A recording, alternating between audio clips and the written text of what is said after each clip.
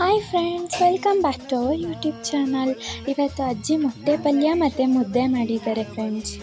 ಮೊಟ್ಟೆ ಪಲ್ಯ ಮತ್ತು ಮುದ್ದೆನ ಹೇಗೆ ಮಾಡೋದು ಅಂತ ತೋರಿಸ್ತೀವಿ, ಬನ್ನಿ ಫ್ರೆಂಡ್ಸ್.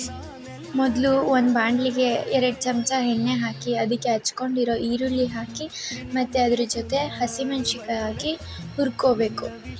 ಈರುಳ್ಳಿ ಪೂರ್ತಿ ಕೆಂಪಾದ್ಮೇಲೆ ಟೊಮ್ಯಾಟೊ ಹಾಕಿ ಅದನ್ನು ಅದ್ರ ಜೊತೆ ಫ್ರೈ ಮಾಡ್ಕೋಬೇಕು. ಇವಾಗ ಕೊತ್ತಂಬರಿ ಸೊಪ್ಪು, ಸಬ್ಸಿಗೆ ಸೊಪ್ಪು, ನುಗ್ಗೆ ಸೊಪ್ಪು ಇವು ಮೂರನ್ನು ಹಾಕಿ ಅದ್ರ ಜೊತೆ ಹುರ್ಕೋಬೇಕು. ಅದಾದಮೇಲೆ ಅದಕ್ಕೆ ಅಚ್ಕಾರದ ಪುಡಿ, ಅರಿಶಿನ, ಧನಿಯಾ ಪೌಡರ್ ಇವು ಮೂರನ್ನು ಹಾಕಿ ಅದ್ರ ಜೊತೆ ಫ್ರೈ ಮಾಡ್ಕೋಬೇಕು. ಅದಾದಮೇಲೆ 6 ಮೊಟ್ಟೆನ ಅದಕ್ಕೆ ಹಾಕಬೇಕು. ಅದನ್ನು ಹಾಕ್ಬಿಟ್ಟು ಅದನ್ನು ಫ್ರೈ ಮಾಡ್ಕೋಬೇಕು. ಅದ್ರ ಜೊತೆ ಅದಕ್ಕೆ ರುಚಿಗೆ ತಕ್ಕಷ್ಟು ಉಪ್ಪು ಹಾಕಬೇಕು. ಅದಾದಮೇಲೆ ಅಷ್ಟನ್ನು ಫ್ರೈ ಮಾಡ್ಕೋಬೇಕು. ಈಗ ಮುದ್ದೆ ಮಾಡೋದು ಹೇಗೆ ಅಂತ ತೋರಿಸ್ತೀನಿ, ಬನ್ನಿ ಫ್ರೆಂಡ್ಸ್. 1 ಗ್ಲಾಸಲ್ಲಿ 2 ಕಪ್ಪಷ್ಟು ವಾಟರ್ ಹಾಕಿ ಅದಕ್ಕೆ ತುಪ್ಪ ಹಾಕಬೇಕು.